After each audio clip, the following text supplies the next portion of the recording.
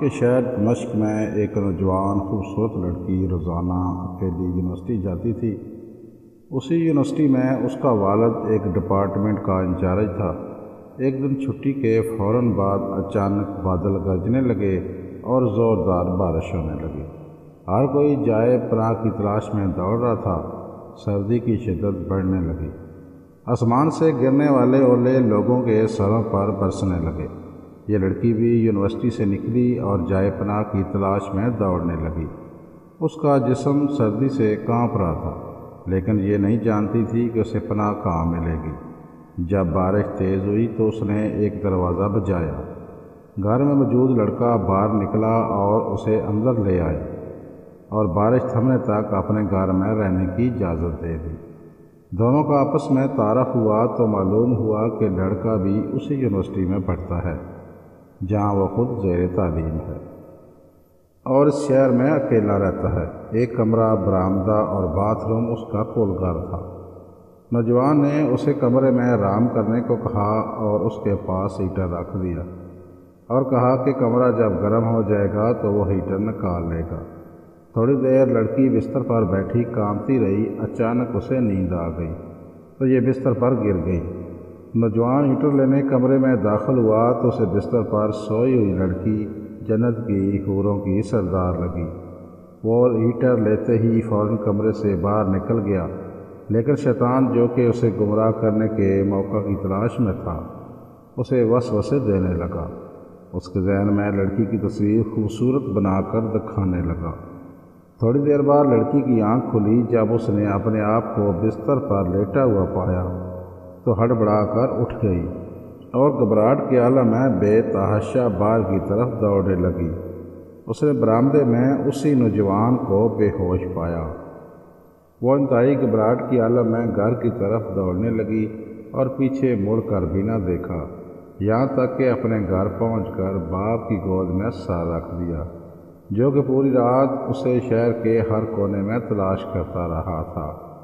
اس نے باپ کو تمام واقعات من و ان سنا دیے اور اسے قسم کھا کر کہا کہ میں نہیں جانتی جس عرصہ میں میری آنکھ لگی کیا ہوا میرے ساتھ، کیا کیا گیا، کچھ نہیں پتہ۔ اس کا باپ انتہائی غصے کے عالم میں اٹھا اور یونیورسٹی پہنچ گیا اور اس دن غیر حاضر ہونے والے طلباء کے بارے میں پوچھا تو پتہ لگا کہ ایک لڑکا شہر سے باہر گیا ہے اور ایک بیمار ہے، اسپتال میں داخل ہے۔ باپ اسپتال پہنچ گیا تاکہ اس نوجوان کو تلاش کرے اور اس سے اپنی بیٹی کا انتقام لے۔ اسپتال میں اس کی تلاش کے بعد جب اس کے کمرے میں پہنچا تو اسے اس حالت میں پایا کہ اس کی دونوں ہاتھوں کی انگلیاں پٹیوں سے بندھی ہوئی تھیں۔